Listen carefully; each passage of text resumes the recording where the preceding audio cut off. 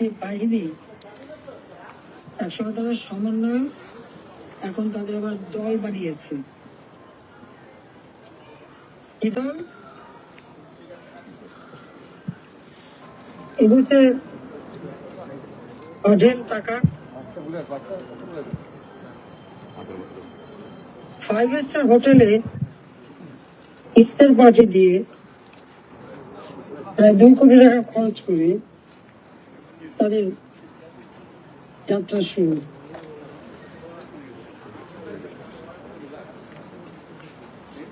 অপপ্রচারের মাধ্যমে আওয়ামী লীগ সরকারের ভাবমূর্তি নষ্ট করা, মিথ্যা অপপ্রচার দেওয়া আর মানুষকে বিভ্রান্ত করা। এই মিথ্যা প্রচারের উপরে দাঁড়িয়ে তারপরে একে একে হত্যাকাণ্ড চালিয়েছে। আজকে আবু সাঈদ মুগ্ধ সহ যাদেরকে নির্মমভাবে হত্যা করা হয়েছে, এই সকল হত্যাকাণ্ড হলো ডক্টর মোহাম্মদ ইউনূস যে অবৈধভাবে ক্ষমতা দখল করেছে, অসাংবিধানিক ভাবে ক্ষমতা দখল করেছে। এই সংবিধান দখল করে অবৈধভাবে ক্ষমতায় বসার সোপান হিসেবে ব্যবহার করেছে এই আবু সাঈদ মুগ্ধ এদের লাশ। এদের হত্যাকাণ্ডটা মেটিকুলাস ডিজাইনেরই একটা অংশ, মাস্টার মাইন্ডদের দ্বারা সংঘটিত। যে দেশের জনগণের জন্য আমি কাজ করেছি দিন রাত, যে দেশের জনগণকে একটি স্বাধীন রাষ্ট্র দেবার জন্য, এবং স্বাধীনতাই শুধু না, রাজনৈতিক, অর্থনৈতিক, সামাজিক, সাংস্কৃতিক মুক্তির জন্য আমাদের মহান নেতা জাতির পিতা বঙ্গবন্ধু শেখ মুজিবুর রহমান নিজের জীবনটাকে উৎসর্গ করেছিলেন। নিজের জীবনের সুখ স্বাদ সবকিছু বিসর্জন দিয়ে দিনের পর দিন আন্দোলন সংগ্রাম করেছেন, কারাগারে গেছেন, ফাঁসির মঞ্চে পর্যন্ত তাকে নিয়ে যাওয়ার চেষ্টা করা হয়েছে। নিজের জীবনকে উৎসর্গ করে যিনি এই দেশটাকে স্বাধীন করে দিয়ে গেছেন, এবং যে স্বাধীন দেশেই একটা যুদ্ধ বিধ্বস্ত দেশ গড়ে তুলে বাংলাদেশকে সম্পূর্ণতা দেশে উন্নীত করে দিয়ে গিয়েছিলেন। যে ঘুরে ধরা সমাজ ভেঙে নতুন সমাজ গড়ে তুলবেন সেই ঘোষণা দিয়েছিলেন।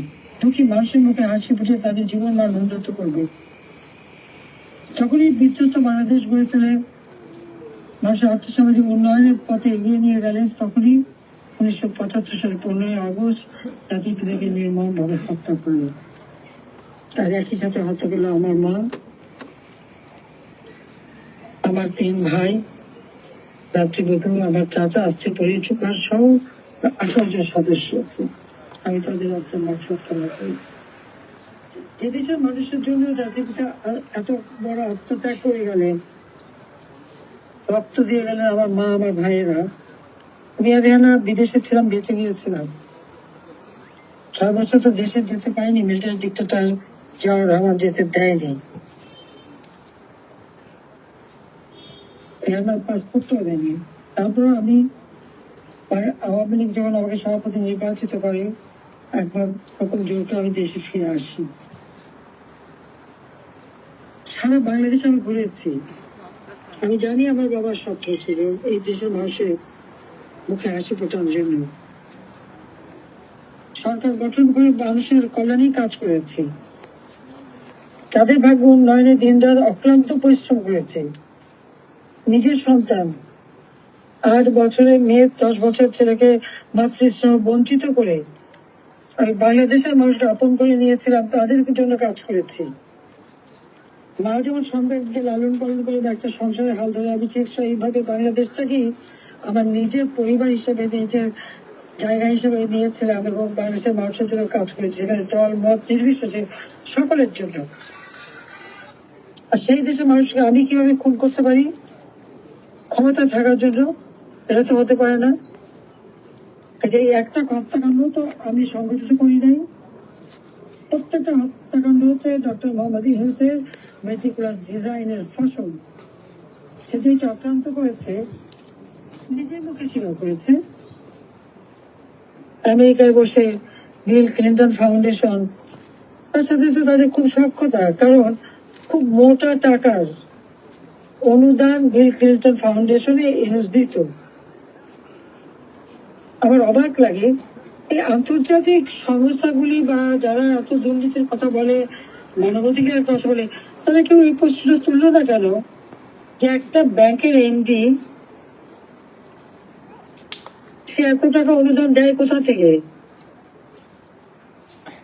৬,০০০ টাকা বেতনে এমডি পদে চাকরি পেয়েছিল 1990 সালে। 60 বছর বয়স পর্যন্ত এমডি থাকতে পারে, বেআইনি ভাবে থাকলো আরো 10 বছর, মামলা দিয়ে দিয়ে নানাভাবে এনে দিয়ে ওই দিয়ে ধরিয়ে টরিয়ে, সম্পূর্ণ বেআইনি ভাবে। যে লোকটা আইন অমান্য করে অতিরিক্ত 10 বছর এমডি পদে থাকে, সেই সমস্ত সভ্য দেশ, উন্নত দেশ, যাদের বড় বড় নীতি কথা, যারা এত বচন দেয় সবাইকে, তাদের মনে কি এই প্রশ্নটা একবারও আসলো না যে লোকটা তো বেআইনি ভাবে একটা এমডি পদ ধরে রেখেছে? উদ্দেশ্যটা কি? কারণটা কি? কিসের লোভে? নাকি মোটা টাকার অনুদান পেয়ে সবাই একেবারে গদগদ হয়ে বিগলিত হয়ে পড়লো? তখন আর নীতির কথাও নাই, দুর্নীতির কথাও নাই, কোনো কথাই নাই। বিলিয়ন বিলিয়ন ডলারের মালিক সারা বিশ্বব্যাপী, তার টাকা কোথায় পেয়েছে? টাকা, এই প্রশ্নটা খুব স্বাভাবিক। আর এই ক্ষমতা আসার জন্য কত টাকা খরচ করেছে এখনো করে যাচ্ছে। ইউনিট সেন্টারে তার 40 জনের একটা টিম। আলিবাবার 40 জনের গল্প পড়নি? সেই ডাকাত আলিবাবা 40 জন, সেই আলিবাবা 40 জনেরই যেন পুনরাবৃত্তি বাংলাদেশে ইউনিট সেন্টার। সেখানে বসে বসে যত অপপ্রচার কন্টেন্ট তৈরি করা, আর আমার বিরুদ্ধে মিথ্যা অপপ্রচার দিয়ে মানুষকে বিভ্রান্ত করেছে, ছাত্রদের বিভ্রান্ত করেছে। আর সেই লোকটা ক্ষমতা এসে এই যে মানুষের রক্ত নেওয়া ছাড়া কিছু বোঝে না, এটা তো প্রমাণিত সত্য। গোপালগঞ্জের ঘটনা দেখলেই তো সেটা বোঝা যায়। যে মাটিতে জাতির পিতা বঙ্গবন্ধু শেখ মুজিবের জন্ম, যে মাটিতে তিনি বড় হয়েছেন, শিক্ষা গ্রহণ করেছেন, সেই মাটিতে দাঁড়িয়ে তার বিরুদ্ধে অকথ্য ভাষায় গালিগালাজ শুরু করেছে, বাজে কথা বলতে শুরু করেছে। গোপালগঞ্জের মানুষ সেটা মেনে নেবে কিভাবে? কেন মেনে নেবে? যতক্ষণ তারা বক্তৃতা দিচ্ছে কিছু বলেনি। যখন বঙ্গবন্ধুর বিরুদ্ধে আজে বাজে নোংরা কথা বলা শুরু করেছে, সঙ্গে সঙ্গে মানুষ রিয়াক্ট করেছে, চারটিমে ভাঙা শুরু করেছে, তাদেরকে ভয় পেয়ে তারা পালিয়েছে সেখান থেকে। আর তারপরে তাদেরকে উদ্ধার করলো সেনাবাহিনী, যে ইউনুস থেকে ফোন করে দিয়েছেন সেনাপ্রধানকে এবং 55 ডিভিশনের জিওসি কে। এরা নাকি তার জন্য খুব প্রেশিয়াস জিনিস, এরাই তার মূল শক্তি।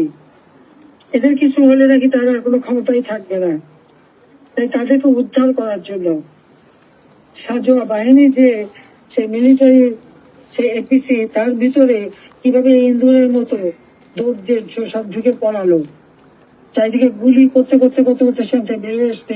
আর এই গুলিতে কত মানুষের জীবন গেছে। সেখানে যদি থামতো তাও একটা কথা ছিল। একটা তীর্থরে ধরে দিয়ে সে তো একটা দোকানে কাজ করতো, রমজান আলী একজন তো রিক্সাওয়ালা, আজকে তাকে ধরে নিয়ে পুলিশটা প্রথমে চড় মারলো, অ্যারেস্ট করলো, সেখান থেকে সেনাবাহিনী নিয়ে নিল।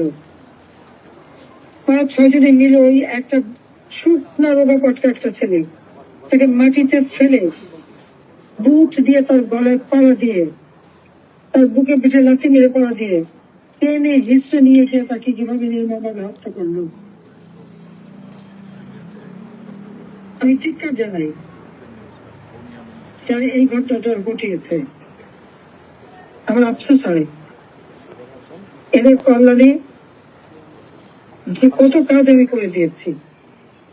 আসলে আমার ওই গোপালগঞ্জের যে তারা এই ধরনের ঘটনা ঘটালো, পাকিস্তানি হানাদার বাহিনী তো হানাদার বাহিনী ছিল, তারা এই ধরনের কাজ করেছে। স্বাধীন দেশের সেনাবাহিনী, যে সেনাবাহিনী জাতির পিতা বঙ্গবন্ধু শেখ মুজিবের হাতে গড়া, যদিও সেখান থেকেই কিছু দুর্বৃত্ত বঙ্গবন্ধু শেখ মুজিব প্রাপ্ত করেছে। জিয়াউর রহমান তো সরাসরি এর সঙ্গে জড়িত ছিল। আর আজকে ডক্টর মোহাম্মদ ইউনূস গ্রামীণ ব্যাংকে যে চাকরি করতে এমডি পদে, সে সারা বিশ্বকে ধোকা দিল কি গ্রামীণ ব্যাংক তার নিজের করা। আর এখানে এসে সে গোপালগঞ্জে এইভাবে মানুষ হত্যা করলো। এরপরে কারফিউ দিয়ে 144 ধারা দিয়ে প্রত্যেকটা বাড়িতে বাড়িতে গোপালগঞ্জ, রোগীপাড়া, কোটালীপাড়া, মকসদপুর, কাশিয়ানি সহ প্রত্যেকটা জায়গায় হামলা করা শুরু করলো। 144 ধারা দেওয়ার কি ছিল সেখানে? আমাদের ছেলেমেয়েদের হাতে তো কিছুই ছিল না, সরাসরি গুলি করেছে। এবং সে নির্দেশ যে অফিসার দিয়েছে, সে তো সিপাহীদেরকে গালি দিয়ে বলছে গুলি কর, সরাসরি গুলি কর, সকল ভাষা গালি দিয়ে বলেছে। রেকর্ড 144 ধারা কিসের জন্য? ওই যে সমন্বয়রা বলছে গোপালগঞ্জ পরিশূন্য করে ফেলবে, সেনাবাহিনীরা তাদের কথাই সেই ব্যবস্থা নিল। প্রত্যেক বাড়ির মধ্যে ঢুকে ঢুকে মেয়েদের উপর গায়ে হাত দেওয়া, ছোট্ট শিশুদের তাদেরকে মারা, এমনকি যারা মাইনর 14 বছর, 16 বছর, 18 বছর, তাদেরকে ধরে গ্রেপ্তার করে নিয়ে গেছে। 51 জনের কোনো খবর আমি পাইনি। তার কি বেঁচে আছে না মারা গেছে তাও জানি না। যারা গুলিবিদ্ধ তাদের চিকিৎসার ব্যবস্থা করেছে। যেমন গোপালগঞ্জ হাসপাতালে নিয়ে গেছে ইউনূসের স্বাস্থ্য বিষয়ক উপদেষ্টা নূরজাহান বেগম। সে তো ইউনূসের সবচেয়ে প্রিয় ব্যক্তিত্ব, আর তাকে না নিলে তার কোনো কাজই সম্পন্ন হয় না। এই যে তরকারিতে যেমন হলুদ না দিলে তরকারি রং হয় না, ইউনূসেরও কোনো কাজে ওই নূরজাহান না থাকলে তার দূরের আলোচনা সে কিছু চোখে অন্ধকার দেখে কিছু দেখে না। তাকে বানিয়েছে স্বাস্থ্য উপদেষ্টা। সে স্বাস্থ্য কি বোঝে?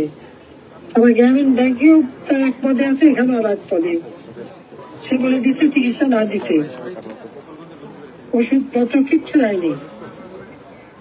খুলনা হাসপাতাল এখানে ওখানে দিয়ে গেছে চিকিৎসা হতে, সেখানে যে পুলিশ ধাওয়া করে। শুধু পুলিশ না, 250 মিটার হাসপাতালে সেনাবাহিনী ঘেরাও দিয়েছে। গুলিবিদ্ধ তো আছে কিনা, ওই এদের মধ্যে আবার মামলা দেয়। গুলি করলো তোমরা, আর যারা গুলিবিদ্ধ তাদের বিরুদ্ধে মামলা, আর যারা গুলি করলো তাদের বিরুদ্ধে কোনো আইনগত ব্যবস্থা হবে না।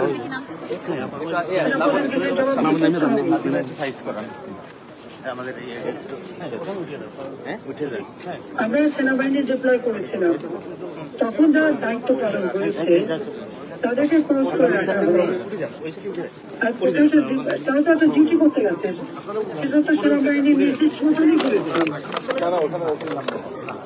সব তাদের কোনো ডিউটি দেওয়া হয় তারা সেটা করবে। কিন্তু এখানে তো সরাসরি একটা প্রকাশ্যে অর্ডার দিয়ে গুলি করানো, সকলের চোখে লেগেছে, তাদের কোনো বিচার হবে না। দিন আসবে, একদিন সবাইকে জবাবদিহি করতে হবে।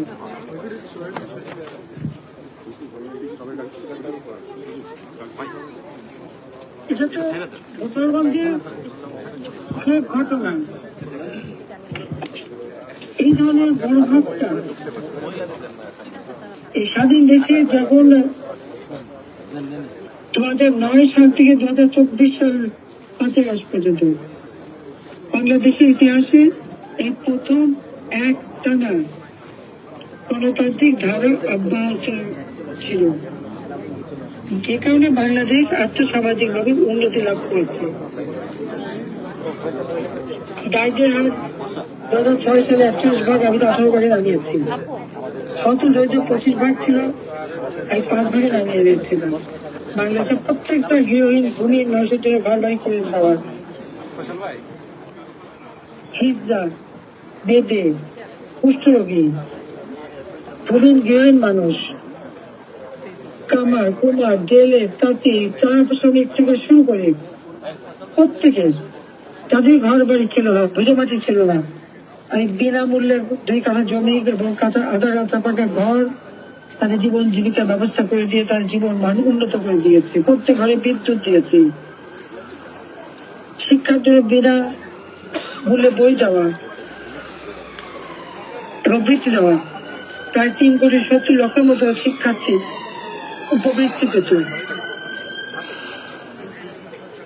প্রাইমারি শিক্ষা অবৈতনিক, নারীদের শিক্ষা 12 ক্লাস পর্যন্ত অবৈতনিক। উচ্চ শিক্ষার জন্য আলাদা ফান্ড তৈরি করে বৃত্তি দিয়ে দেশে বিদেশে পড়ানোর ট্রেনিং করানো হয়।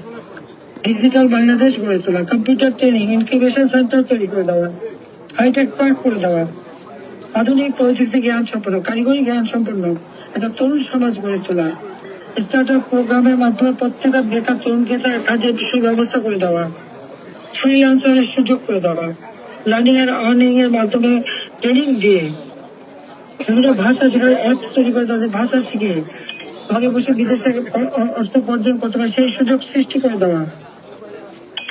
তরুণের শক্তি বাংলাদেশের মুক্তি, বাংলাদেশের উন্নতি, এই স্লোগানের মাধ্যমে তরুণ সমাজকে গড়ে তোলা। সবই তো করেছি, কোনটা তো বাদ দিয়েছি? হিজড়া বেদে যারা জীবন ঘর বাড়ি ছিল না তাদেরকে বন্ধ ঘর বাড়ি তৈরি করে দিয়েছি। অপরাধটা কি ছিল আমাদের? দেশের মানুষ জীবন মান উন্নত হয়েছে, তাদের ভিক্ষা চাইতে হতো না। যারা প্রবাসে যাবে চাকরি করতে তাদের জন্য ভিসা পাঠিয়ে বন্ধ দিতে বা বিক্রি করতে না হয় আমি প্রবাসী কল্যাণ ব্যাংক করে দিয়েছি। বিনা জামানতেও ঋণ নিতে পারতো। আবার প্রবাস থেকে ফিরে এসে এই ব্যাংকে থেকে ঋণ নিয়ে নিজে জীবন জীবিকার জন্য ব্যবসা বাণিজ্য করতে পারতো, সেই সুযোগও সৃষ্টি করে দিয়েছিলাম। কোভিডের সময় যারা কাজ হারিয়েছে তাদেরকে বিদেশে টাকা পাঠিয়েছি, টাকার ব্যবস্থা করে দিয়েছি। ফিরে এসে তো তাদেরকে লোন দিয়েছি। কোনটা না করেছি? প্রবাসীরা যাতে খুব ভালোভাবে আসতে পারে ডিজিটাল সিস্টেমের মাধ্যমে তাদের আসার জন্য ব্যবস্থা, কোন রকম সমস্যা না সেগুলো আমরা করে দিয়েছি। আজকে সেই দেশটাকে ধ্বংস করে দিয়েছে এবং কতটা জঘন্য মানুষ আপনারা একবার হিসাব করে দেখেন। একটা বিমান বাহিনীর প্লেন অ্যাক্সিডেন্ট করেছে একটা স্কুলের উপর। অ্যাক্সিডেন্ট তো হতেই পারে, হয়, কিন্তু এটা কি আদৌ অ্যাক্সিডেন্ট ছিল নাকি কোনো চক্রান্ত? গোপালগঞ্জের ঘটনাকে ধামাচাপা দেওয়ার জন্য কোনো একটা চক্রান্ত করেছে কিনা ওটাও তারা আবার সেই মেটিকুলাস ডিজাইন কিনা আমাদের ভাবতে হবে এই বিষয়টা।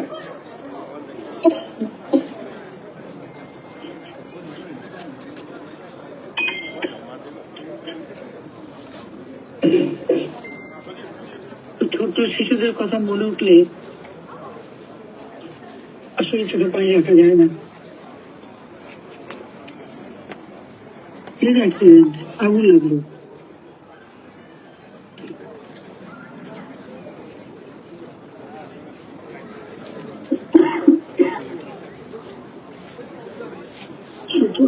বিষয়।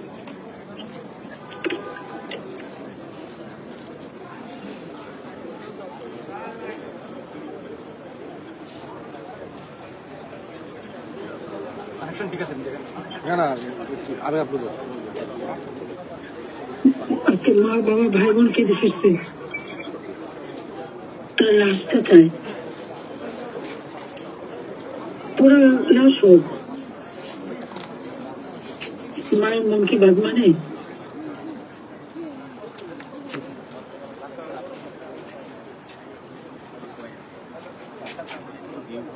এইবার শিশুদের লাশগুলি নাকি বস্তা বন্দি করে নিয়ে ফেলে দিয়েছে। মৃতের সংখ্যা কমানোর জন্য, মৃতের সংখ্যা বেশি দেখালে ইউনুসের ইজ্জত থাকবে না, সম্মান থাকবে না। কত বড় অমানবিক কাজ, সে কত বড় অমানুষ, আত্মকেন্দ্রিক, স্বার্থপর, চরম স্বার্থপর একটা লোক। সে মায়ের ইমেজ রক্ষাটা বড় হয়ে গেল, তাই সমস্ত লাশগুলি গুম করে ফেলল। আমি ধিক্কার জানাই এই ধরনের লোকদের। আর এইরকম একে আমি সবচেয়ে বেশি সুযোগ করে দিয়েছিলাম। লেবার যে অর্থ আত্মসাৎ করে, লেবার করে সাজা প্রত্যাশা বিদেশ থেকে যায়, অনুদান দিয়েছিলাম ওনাকে, সব টাকা দিয়ে একটা কোম্পানি করেছে। আমার কোম্পানিটা প্রফিটেবল হয় না। কেন প্রফিটেবল? দেখা যাচ্ছে ট্যাক্স দিতে হবে, ট্যাক্সের টাকা চুরি করতে পারবে না, আর লেবারদের ওয়েলফেয়ার ফান্ডে টাকা দিতে হবে। সেই জন্য লেবারদের টাকা মারার জন্য আর ট্যাক্স ফাঁকি দেওয়ার জন্য সব কোম্পানিগুলিকে সে দেখাতো যেগুলি অলাভজনক। 38টা কোম্পানির বিরুদ্ধে মামলা ট্যাক্স ফাঁকি দেওয়ার, তার নিজের বিরুদ্ধে 5টা দুর্নীতির মামলা এবং ট্যাক্স ফাঁকি দেওয়ার মামলা।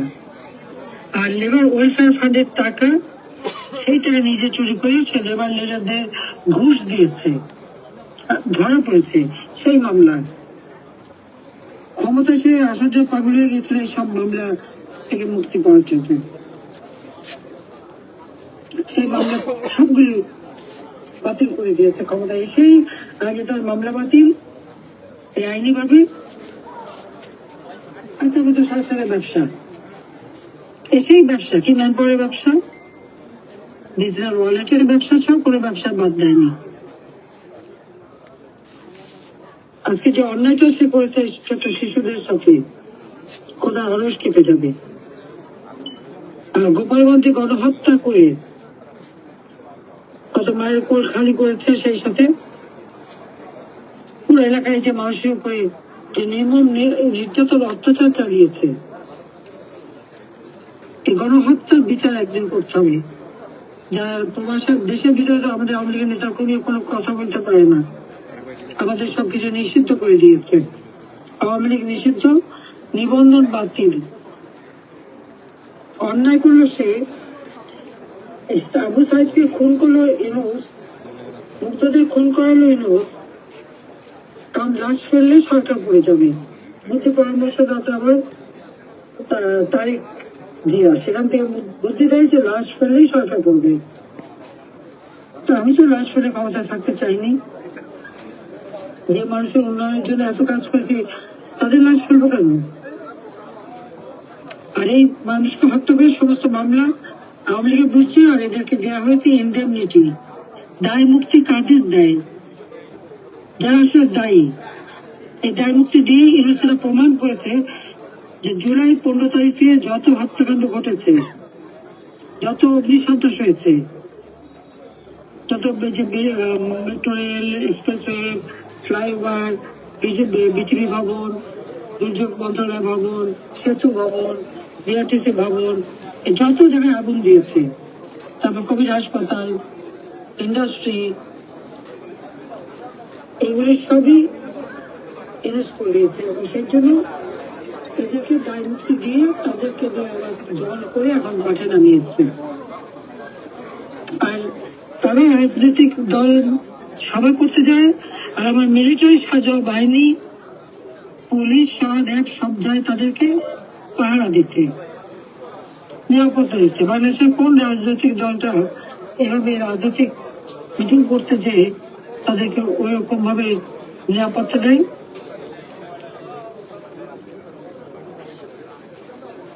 শত শত কোটি টাকা খরচ করেছে এর জন্য, এই টাকার হিসাব দিতে হবে। সেনাবাহিনীকে টাকার হিসাব দিতে হবে, ইউনুসকে টাকার হিসাব দিতে হবে। মানুষ খেতে পারে না। আজকে বন্যায় তহবিল তুলে সেটা মেরে দিয়েছে। জাতিসংঘ মানবাধিকার কমিশনের কাছে রিপোর্ট 1400 লোক মারা গেছে। সেখানে আওয়ামী লীগের যে প্রায় 1000-এর উপর মানুষকে হত্যা করেছে সে তালিকা নাই, পুলিশ হত্যা করেছে সে তালিকা নাই, আনসার হত্যা করেছে সে তালিকা নাই, আইনজীবী সাংবাদিক হত্যা করেছে সে তালিকা নাই। কিসের তালিকা? 1400 নাম দিয়ে 600 জনের সাহায্য করেছে, 100 জনের নামে গেজেট টাকা ক্ষেত্রে দিয়েছে। সে দম তো সব দিতে পারেনি। আর যাদের নাম দিয়েছে তাদের অনেকে আবার জীবিত ফিরত আসছে, অনেকে বেঁচেও আছে। কেউ অ্যাক্সিডেন্টে মারা গেছে, কেউ হার্ট ফেলে মারা গেছে, সে তারাও তালিকা পেয়েছে। লুট করতে যে মারা গেছে সেটাও তাদের তালিকায়। এটা কত বড় লুট করতে পারে সে তো কয়েকদিন আগেই দেখেছেন যে আমাদের এক এমপি বাড়িতে চাঁদাবাজি করতে যে ধরা খেয়েছে। আমি ধন্যবাদ জানাই পুলিশকে, এবং তখন এখানে সেনাবাহিনী ভালো প্লে করেছে। যেটুকু ভালো করে ভালো বলবো, যে খারাপ করে খারাপ বলবো, কিন্তু এটাকে ধরেছে তো, ভালো করেছে তো। চাঁদাবাজি মাস্তানি ছাড়া আর কিছু জানে না তারা। আজকে গোপালগঞ্জবাসীকে বলবো যে অন্যায় গোপালগঞ্জে হয়েছে, গণহত্যা হয়েছে, আর ওই মাইলস্টোন স্কুলে যে সমস্ত শিশুদের হত্যা করে লাশ গুম হয়েছে, এই বিষয়টা সারা বিশ্বের কাছে তুলে ধরা এবং এই জন্য ইউনুসের শাস্তি দাবি করা। আর সব অনেক রাত হয়ে যাচ্ছে, আমি আর সময় নিতে চাই না। আজকে যে আয়োজনটা তোমার করেছো সেজন্য আমি ধন্যবাদ জানাই, এবং আমাদের প্রবাসী সকল নেতা কর্মী এবং যারা শুনছেন সবাইকে আমার আন্তরিক ধন্যবাদ জানাই। আর যে বাংলাদেশে যে প্রতিনিয়ত মানবাধিকার লঙ্ঘন করা হচ্ছে, আর জঙ্গিদের সাথে নিয়ে ইউনুস যে দুঃশাসন, ইউনুসের বিরুদ্ধে সবাইকে সোচ্চার হতে হবে এবং একে ক্ষমতা থেকে বিদায় দিতে হবে। এই বিদায় না হওয়া পর্যন্ত বাংলাদেশের মানুষের জীবনে শান্তি নিরাপত্তা আসবে না, মানব অধিকার সুরক্ষিত থাকবে না, দেশের মানুষের জীবনে নিরাপত্তা নাই। মেয়েরা এখন ঘর থেকে বেরোতে ভয় পায়, একা চলতে ভয় পায়। আওয়ামী লীগের সরকার আমাদের সেরকম ছিল না, সবার জীবনে শান্তি ছিল, নিরাপত্তা ছিল। ইনশাল্লাহ আবার আমরা সুযোগ পেলে সেই শান্তি নিরাপত্তা নিশ্চিত করব। বাংলাদেশকে উন্নয়নশীল দেশের মর্যাদা দিয়েছি, এই বাংলাদেশ সামনে উন্নত সমৃদ্ধ স্মার্ট বাংলাদেশ হিসেবে গড়ে তুলব। আপনাকে ধন্যবাদ। জয় বাংলা, জয় বঙ্গবন্ধু, বাংলাদেশ। লন্ডন কনফারেন্সে বক্তব্য রাখছে সাবেক প্রধানমন্ত্রী শেখ হাসিনা। বঙ্গবন্ধু সরকার বারবার দরকার, উন্নয়নের সরকার বারবার দরকার, গণতন্ত্রের সরকার বারবার দরকার, শেখ হাসিনার জন্য বাংলাদেশ জন্য, বাংলাদেশ জন্য, শেখ হাসিনার জন্য। ধন্যবাদ। বক্তব্য শেষ হয়েছে মাননীয় প্রধানমন্ত্রী। সবাইকে সাথে থাকার জন্য ধন্যবাদ। জয় বাংলা, জয় বঙ্গবন্ধু।